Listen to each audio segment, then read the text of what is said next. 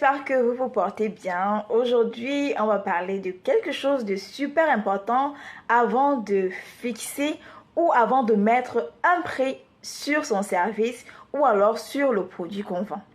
Si c'est la première fois que vous me voyez, je me présente. Je m'appelle Elodie Onana, web entrepreneur depuis 2019, passionnée de business en ligne. J'accompagne toutes ces personnes-là qui ont une idée de business, mais qui ne savent pas du tout où commencer ni comment se positionner.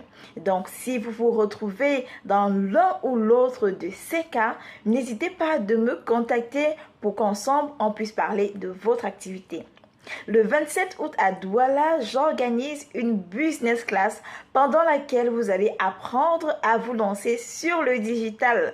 Et je ne serai pas seule, je serai avec des personnes qui ont prouvé qu'il est possible de faire de l'argent sur Internet. Il est possible de se créer une source de revenus grâce aux réseaux sociaux.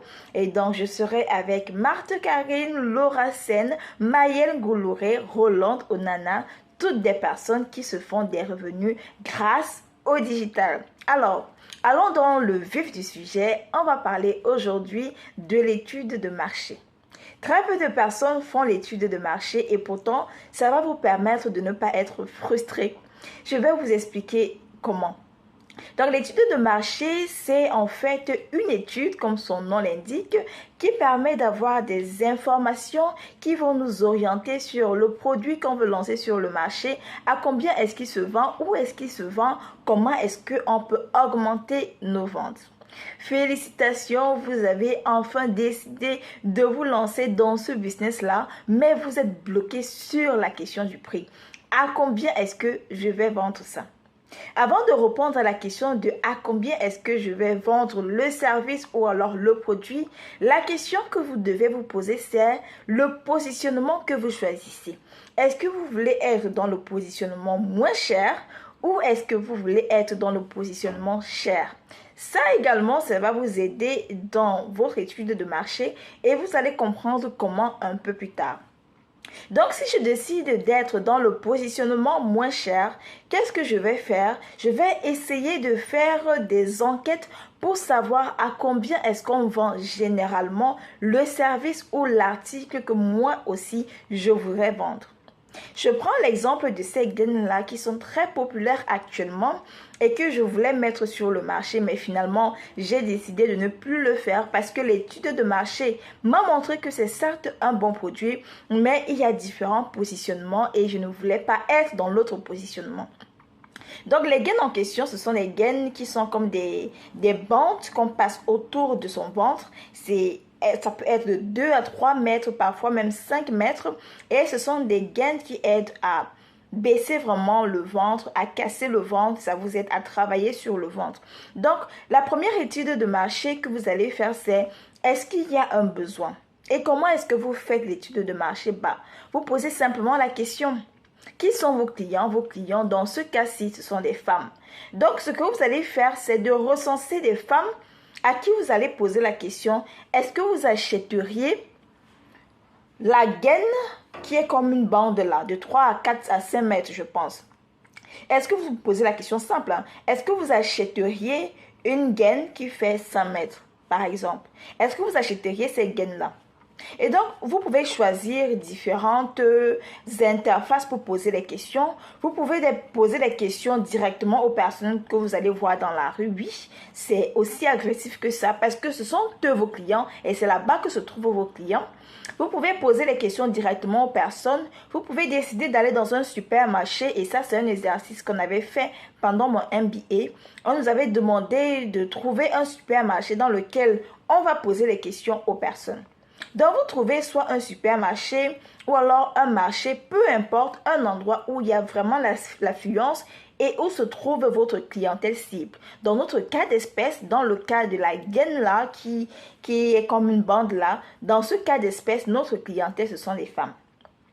Donc, deuxième interface également que je peux choisir pour pouvoir faire mon étude de marché, c'est sur les réseaux sociaux. Et ça, c'est un peu plus facile parce que je suis cachée, je suis derrière mon Facebook, là, personne ne me voit. Je n'ai pas honte de poster parce que de toute façon, personne ne sait qui je suis. Et dans ce cas-là, je choisis des groupes où on trouve beaucoup de femmes. Je peux donc décider avec l'accord des admins, par exemple, de poser une question. Et avec la question, j'illustre mes propos avec une photo de la gaine en question. Est-ce que vous achèteriez cette gaine? Et là, par rapport aux commentaires des personnes qui disent « Oui, je suis intéressée, oui, je veux, oui, je suis intéressée, oui, je veux », vous allez savoir que oui, ça c'est un produit qui est intéressant. Maintenant, la deuxième question que vous allez poser, c'est la question du prix. À combien est-ce que vous achèteriez cette gaine? Parce qu'il faut savoir que pour cette gaine-là, il y a deux qualités. Il y a le cher et il y a le moins cher. Le cher, on le revend à 10 000 et le moins cher, on la revend sur Facebook à 6 000, 5 000. Et il y a même d'autres personnes qui revendent à 4 000, mais là, c'est vraiment quand c'est court. Donc, vous allez poser la question aux personnes, j'ai la bonne qualité, à combien est-ce que vous achèteriez la bonne qualité? Et par rapport au prix que les personnes vont vous donner, soit dans le supermarché ou alors soit sur les réseaux sociaux, vous allez faire une médiane. Donc, si vous avez choisi au départ, on a déjà parlé du positionnement. Si vous avez choisi au départ le positionnement cher, moi je préfère choisir le positionnement de la bonne qualité parce que je connais ma clientèle et je sais que ma clientèle aime ce qui est bien. Je veux que ma clientèle revienne et ce qui est de bonne qualité coûte quand même ce que ça coûte. Et donc, si vous dites donc aux personnes que, ok, j'ai ce qui est de la bonne qualité, combien est-ce que vous paieriez pour la bonne qualité de cette gaine? Les gens vont mettre les prix. D'autres qui ont même eu l'habitude d'acheter ça vont dire à combien ils ont acheté et que c'était vraiment très bien. D'autres vont vous dire que j'ai acheté le chinois de ça. Bon, après, c'est une expression un peu péjorative pour dire que c'est la mauvaise qualité de la gaine. J'ai acheté la mauvaise qualité de ça à 6 000 par exemple. J'ai acheté le bon de ça, mon positionnement, le bon. J'ai acheté le bon de ça à 10 000. J'ai acheté le bon de ça à 9 000, 12 000. Et là, ça me donne une information sur la médiane des prix que je peux fixer pour mon article. Maintenant, j'ai la médiane des prix, j'ai l'information que les gens sont très intéressés par cet article-là. Ce que je fais maintenant, c'est la recherche du fournisseur. Quand je fais la recherche du fournisseur, je tiens en compte toutes les dépenses qui seront impliquées pour que l'article arrive à moi. Est-ce que mon fournisseur se trouve dans la ville où je suis? Est-ce que mon fournisseur se trouve à Dubaï ou en Chine ou en Turquie? Où est-ce que mon fournisseur se trouve? Si mon fournisseur se trouve par exemple en Chine et que le chinois vend le bon de ça à disons 9 $, aujourd'hui c'est pratiquement 6 000 et que le transport c'est 3 000, ça revient à 9 000. Est-ce que avoir 1 000 francs de bénéfice sur chacune de ces gaines-là, est-ce que c'est intéressant pour moi ou pas? Ou alors, est-ce que je sais où je vais trouver les personnes qui sont prêtes à dépenser pour le bon et de payer 10 000 pour ce type de gaine-là? Est-ce qu'il faudrait que je trouve un autre fournisseur qui lui vend certes le bon, mais moins cher si j'achète beaucoup? Si j'achète par exemple 100 pièces de cet article-là, au lieu de me vendre ça à 6 000, ils peuvent me vendre ça à 4 000 francs CFA. Et à ce moment-là, si le transport c'est 6 000 et que je revends à 10 000 les 4 000 francs CFA qui sont au-dessus, pour moi, c'est un peu plus intéressant que d'avoir 1 000 francs si j'achète une pièce et que j'achète chez mon même fournisseur.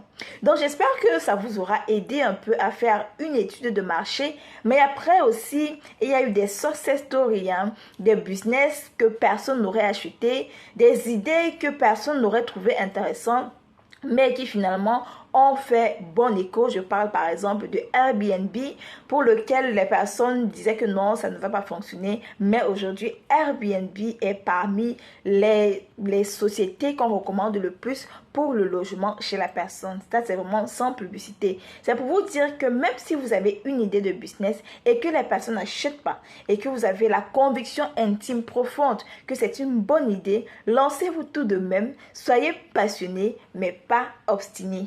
Donc, nous sommes parvenus à la fin de notre vidéo. J'espère que je vous aurai éduqué, informé, motivé également. J'espère également que je vais vous rencontrer le 27 août à Douala dans le cadre de la business class que j'organise avec les autres personnes qui vont également partager de leur expérience pendant cet atelier pratique-là. Merci de m'avoir écouté. Abonnez-vous à ma chaîne YouTube.